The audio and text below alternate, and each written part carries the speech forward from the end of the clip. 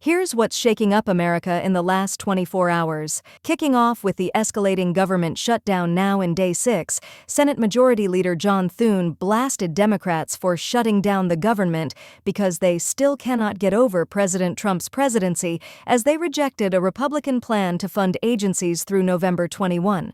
Louisiana's Senator John Kennedy quipped the holdup, Dems pushing $1.5 trillion in the spending bill, will happen when donkeys fly.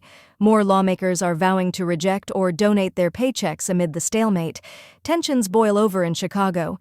Illinois sued President Trump over his deployment of National Guard troops to the city, part of a multi-state court battle questioning his authority to send forces into American urban areas.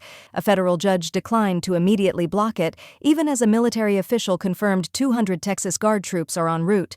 Chicago Mayor Brandon Johnson fired back with an executive order banning federal immigration agents from using city-owned property as staging grounds for operations. And in a related flashpoint, FBI Director Kash Patel pledged to hunt down 2 suspects, branded domestic terrorists by DHS, who allegedly rammed a DHS agent's vehicle over the weekend. One, Marimar Martinez, was armed with a semi-automatic and notorious for doxing feds. Legal headlines keep coming. The Supreme Court shut down Ghislaine Maxwell's appeal in her sex trafficking conviction tied to Jeffrey Epstein. In Buffalo, a jury deadlocked in the retrial of a man accused in the savage 1993 murder of a suburban woman. South Carolina authorities probe possible arson after Judge Diane Goodstein's waterfront home burned down, injuring 3. And Fox News reports former special counsel Jack Smith tracked private comms and calls of nearly a dozen Republican senators during his January 6 probe.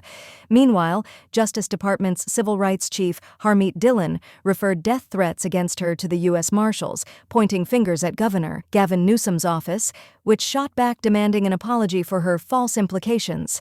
On the business beat, Paramount Global snapped up Bari Weiss's The Free Press for $150 million, installing the ex-New York Times alum, who quit in 2020 over censorship and bullying claims, as CBS News editor-in-chief. CBS's president hailed her to shape editorial priorities and champion core values across platforms. Tech giant OpenAI inked a $1 billion deal for AMD computer chips, hot on the heels of a similar NVIDIA pact. Shining a light on science, the Nobel Prize in Physiology or Medicine went to Mary Brunkow, Fred Ramsdell, and Shimon Sakaguchi for groundbreaking work on immune system regulation.